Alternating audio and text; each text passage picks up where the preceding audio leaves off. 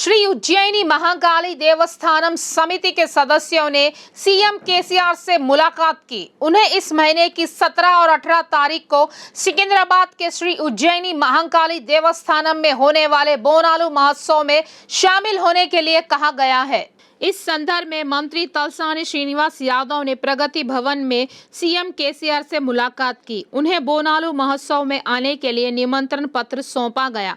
इस दौरान वैदिक विद्वानों ने वेद मंत्रोच्चार के साथ आशीर्वचन दिए। सीएम केसीआर से मिलने वालों में मंदिर कार्यकारी मनोहर रेड्डी, मंदिर समिति अध्यक्ष सुरुटी कामेश और सदस्य और मंदिर के पुजारी शामिल थे। मंत्री तलसानी श्रीनिवास यादव ने गुरु पूर्णिमा के अवसर पर विभिन्न मंदिरों में आयोजित विशेष पूजा में भाग लिया। इससे पूर्व मंत्री तलसानी मोंडा बाजार डिवीजन के पालिका बाजार स्थित साईं बाबा मंदिर में आयोजित विशेष पूजा में शामिल हुए। बाद में मंत्री ने बंसीलाल पेट डिवीजन में पद्माराव नगर के साईं बाबा मंदिर और सीताफल मंडी डिवीजन में मैलार गड्ढा के साईं बाबा मंदिर में आयोजित विशेष पूजा अर्चना की। इस अवसर पर वैदिक विद्वानों ने मंत्री का संबंधित मंदिरों में पूर्ण कुंभ से स्वागत किया। इसी प्रकार बंसीलाल पेट डिवीजन के सीसी नगर स्थित श्री रेणुका एल्लम्मा मंदिर में आयोजित चंडी होम में भाग लिया। मंत्री के साथ कॉरपोरेटर हेमलता, हेमा, पूर्व कॉरपोरेटर आकुला, रूपा, डिवीजन टीआरएस अध्यक्ष वेंकटेश राजू, नेता श्रीकांत रेड्डी, नागुलू, प्रेम, महेश, जयराज, लक्ष्मीपति और अन्य शामिल थे। लगातार हो रही बारिश के चलते सरकार द्वारा राज्य के सभी स्कूलों को 3 दिनों की छुट्टियों की घोषणा की जा चुकी है। हालांकि अभी बारिश थमने का नाम नहीं ले रही है। अगले 4-5 दिन बारिश की संभावना जताई जा रही है। सरकारी स्कूलों के लिए और 3 दिनों के लिए छुट्टियों की घोषणा करने पर विचार किया गया है। बुधवार की शाम मौसम की स्थिति को देखते हुए और 3 दिनों तक छुट्टियां बढ़ा दी गई है। अब शनिवार तक स्कूल बंद रहेंगे। लगातार बारिश के चलते 6 दिनों तक स्कूल बंद रखना पड़ रहा है। इस महीने की 18, 19 और 20 तारीख को होने वाली एमएसईटी इंजीनियरिंग विभाग की परीक्षाएं हमेशा की तरह आयोजित की जाएंगी। उच्च शिक्षा परिषद अध्यक्ष प्रोफेसर लिम्बाद्री ने बुधवार को बयान दिया। शेड्यूल के मुताबिक एमएसईटी कृषि परीक्षा इस महीने की 14 व 15 तारीख को होने वाली है। इंजीनियरिंग प्रवेश परीक्षा 18, 19 और 20 तारीख को होनी है। लगातार हो रही बारिश के चलते छात्र संघों द्वारा एमएसईटी स्थगित करने की मांग की गई है। इस पर शिक्षा परिषद ने गुरुवार और शुक्रवार को होने वाली एमएसईटी परीक्षाओं को स्थगित करने का निर्णय लिया है। एमएसईटी इंजीनियरिंग विभाग के लिए इस बार 1,71,945 उम्मीदवारों ने आवेदन किए हैं, जबकि 94,150 उम्मीदवार कृषि और चिकित्सा के लिए प्रतिस्पर्धा कर रहे हैं। गोलकुंडा डिवीजन कॉरपोरेटर दूसरी लावण्या श्रीनिवास गौड़ ने गुरु पूर्णिमा के अवसर पर दुर्गा नगर स्थित साईं बाबा मंदिर में आयोजित विशेष पूजा कार्यक्रम में भाग लिया। साईं बाबा की विशेष पूजा कर उन्होंने डिवीजन की कई कॉलोनियों का दौरा किया। बाद में भारी बारिश को देखते हुए उन्होंने लोगों को सतर्क रहने की सलाह दी। उन्होंने निचले इलाकों के लोगों से सतर्क रहने और जब तक जरूरी ना हो बाहर ना निकलने को कहा।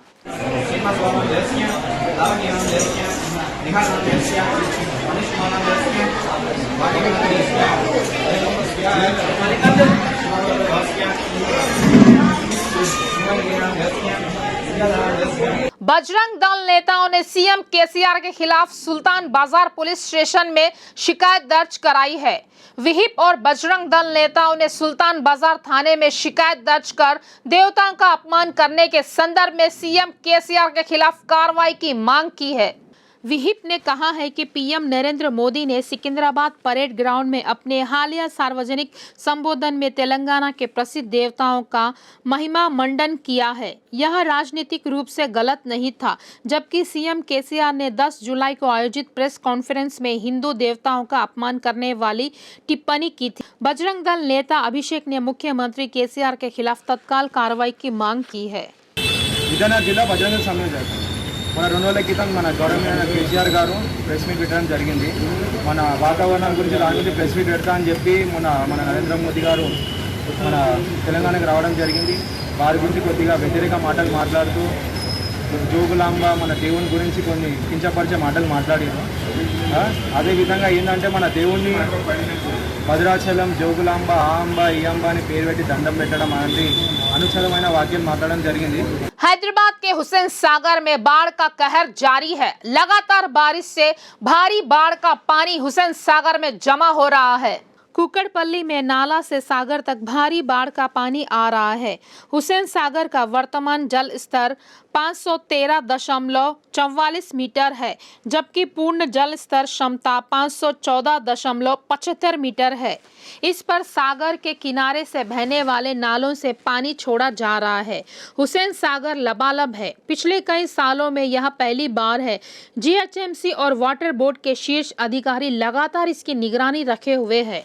उस्मान सागर में बाढ़ का प्रवाह धीरे धीरे बढ़ रहा है। जैसे ही बाढ़ का स्तर बढ़ा, अधिकारियों ने पानी को नीचे की ओर छोड़ने के लिए उस्मान सागर में गेट को 1 फीट ऊंचाई तक उठा दिया गया है। उस्मान सागर में 300 क्यूसेक की इनफ्लो है। 312 क्यूसेक पानी उस्मान सागर में 2 गेटों द्वारा मूसी में छोड़ा जा रहा है। उस्मान सागर का जल स्तर क्षमता 1790 फीट है। मौजूदा जल स्तर 1786.10 फीट है। वहीं हिमायत सागर में 150 क्यूसेक की इनफ्लो है। हिमायत सागर में एक गेट से 170 क्यूसेक पानी छोड़ा जा रहा है। हिमायत सागर की जल स्तर क्षमता 1763.50 फीट है और वर्तमान में जल स्तर 1760.45 फीट है। हैदराबाद के कुलसुमपुरा पुलिस स्टेशन अंतर्गत मुस्ताकपुर इलाके में 3 दिनों से हो रही भारी बारिश से पुराने मकान ढह गए हैं। इस दौरान घर में परिवार के सदस्य सतर्क हो गए और एक बड़ा हादसा होते होते टल गया। पहले दीवार ढहते देख घर के सदस्य फौरन बाहर की ओर भागे। इस दौरान मकान ढह गया। इस घटना में जान की कोई हानि नहीं हुई। सूचना मिलने पर जीएचएमसी कर्मचारी मौके पर पहुंचे और जेसीबी की मदद से घर को पूरी तरह से लेवल करते हुए मलबा हटा दिया। शहर में भारी बारिश को देखते हुए कॉरपोरेटर सबिहा गौसुद्दीन ने कुकड़पल्ली निर्वाचन क्षेत्र में अल्लाहपुर डिवीजन का दौरा किया। दौरे के दौरान रामाराव नगर में खुले नाला रिटेनिंग वॉल के निर्माण कार्य का निरीक्षण किया गया। इस दौरान उन्होंने लोगों से रूबरू होते हुए समस्याओं की जानकारी ली। उन्होंने लोगों से लगातार हो रही बारिश के चलते सावधानियां बरतने की सलाह दी। छोटे बच्चे नाले के पास ना जाने की सूचनाएं भी दी। इस समय कॉरपोरेटर के साथ कुक्कड़पल्ली निर्वाचन क्षेत्र बीसी सेल अध्यक्ष नागुला सत्यम, आबुला संजीव, राजू चारी, प्रभाकर, श्रीनिवास, शिवा, एलिया, कुमार स्वामी और अन्य ने भाग लिया। आईटी अधिकारियों ने हैदराबाद शहर में तलाशी अभियान चलाया। उन्होंने बुधवार को पावर मेक कॉरपोरेट कार्यालयों पर छापेमारी की। कथित तौर पर टैक्स भुगतान में हेराफेरी के आरोप में छापेमारी की जा रही है। आईटी ने देश भर में बिजली बनाने वाली कंपनियों में छापेमारी की है। इस छापेमारी अभियान में बिजली उत्पादन, आईटी, इंफ्रा और खनन क्षेत्रों में निवेश का विवरण एकत्र किया जा रहा है। इसके अलावा भारत के साथ सऊदी अरब में भी परियोजनाएं होने की जानकारी मिल रही है। इस बीच सोमवार को प्रमुख रियल एस्टेट कंपनियों में छापे मारे गए। केंद्रीय वित्त मंत्रालय के मुताबिक हैदराबाद, बेंगलुरु और चेन्नई में 40 से ज्यादा इलाकों में तलाशी अभियान चलाया गया। अधिकारियों ने बताया कि मंगलवार सुबह तक छापेमारी में 3.5 करोड़ रुपए नगद, 18.5 करोड़ रुपए का सोना चांदी और 18.5 करोड़ रुपए के आभूषण जब्त किए गए।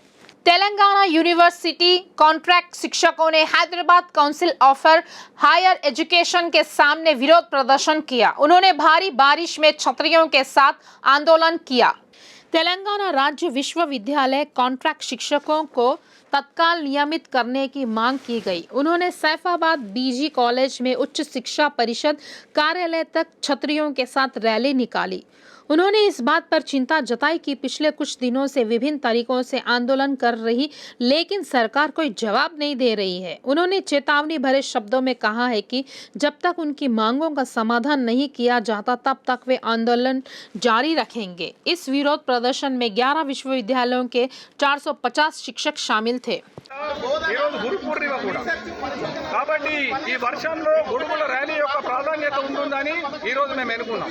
అంతేకాకుండా గురు పూజోత్సవం రోజు గురువులు పడేటటువంటి బాధను వినండి ముఖ్యమంత్రి గారు, యూనివర్సిటీ కాంట్రాక్ట్ టీచర్లందరినీ రెగ్యులరైజ్ చేయండి దయచేసి అన్నటువంటి ప్రధానమైనటువంటి విజ్ఞప్తితో డిమాండ్తో మేము ఈరోజు ర్యాలీకి తలపెట్టాం. మీ అందరికీ తెలుసు, ప్రభుత్వం జూనియర్ డిగ్రీ పాలిటెక్నిక్లో పనిచేస్తున్న కాంట్రాక్ట్ లెక్చరర్ల యొక్క క్రమబద్ధీకరణ ప్రాసెస్ ఆల్రెడీ స్టార్ట్ చేసింది. కానీ యూనివర్సిటీలో పనిచేస్తున్నటువంటి ఉన్నత విద్య కొరకు నిరంతరంగా కృషి చేస్తున్నటువంటి కాంట్రాక్ట్ అసిస్టెంట్ ప్రొఫెసర్లను ఇప్పటి వరకు ప్రాసెస్ స్టార్ట్ చేయలేదు. हैदराबाद में अत्याधुनिक सुविधाओं के साथ अंकुर हॉस्पिटल की 9वीं शाखा शुरू की गई है। एमआईएम प्रमुख असदुद्दीन ओवैसी के हाथों गुड़ीमलकापुर पिल्लर नंबर 64 के निकट अंकुर हॉस्पिटल की 9वीं शाखा का उद्घाटन किया गया। हॉस्पिटल के एमडी कृष्ण प्रसाद ने कहा है कि हॉस्पिटल में ब्लड बैंक, स्कैनिंग सेंटर और प्री मैच्योर शिशुओं के लिए सभी सुविधाएं उपलब्ध कराई जा रही है। యూనిట్ లైసెన్స్ చేయడం ఇక్కడ 24 అవర్స్ యూనిటాలజిస్ట్ అందుబాటులో ఉన్నారు. దానికి సంబంధించిన హైయర్ వెంటిలేటర్స్ కానివ్వండి, ట్రాన్స్పోర్ట్ ఇంక్యుబేటర్స్ అంటాము, వాటికి సంబంధించిన అవన్నీ అందుబాటులో ఉన్నాయి. चड्डी गैंग की गतिविधियों के चलते कल तक शहर वासियों को परेशानियों का सामना करना पड़ रहा था। अब शहर में एक और गिरोह गतिविधियों का अंजाम दे रहा है। इस गिरोह ने अमीर और अविवाहित बूढ़ों को अपना निशाना बनाया है। वे मजदूर बनकर घर में काम कर रहे हैं और मौका मिलते ही प्राप्त जानकारी के आधार पर घटना को अंजाम दे रहे हैं। इस तरह की घटनाएं शहर भर में अक्सर हो रही है। हाल ही में ऐसा ही एक घटना कुक्कड़पल्ली के विवेकानंद नगर में हुई। नौकर बनकर घर में शामिल हुआ पड़ोसी देश के एक गैंग द्वारा घर में से पैसे और गहने उड़ा ले गए। कुक्कड़पल्ली पुलिस स्टेशन थाना क्षेत्र के विवेकानंद नगर में भारी चोरी हुई है। पड़ोसी देश के एक गैंग ने प्लॉट नंबर 781 में की चोरी की घटना को अंजाम दिया। पुलिस ने बताया कि घर से 1 करोड़ रुपए से ज्यादा नकद और 60 लाख रुपए मूल्य के सोने के जेवरात उड़ा ले गए। 7 माह पूर्व विवेकानंद नगर के घर में सहचक्री नाम का व्यक्ति एक परिवार में काम करता था।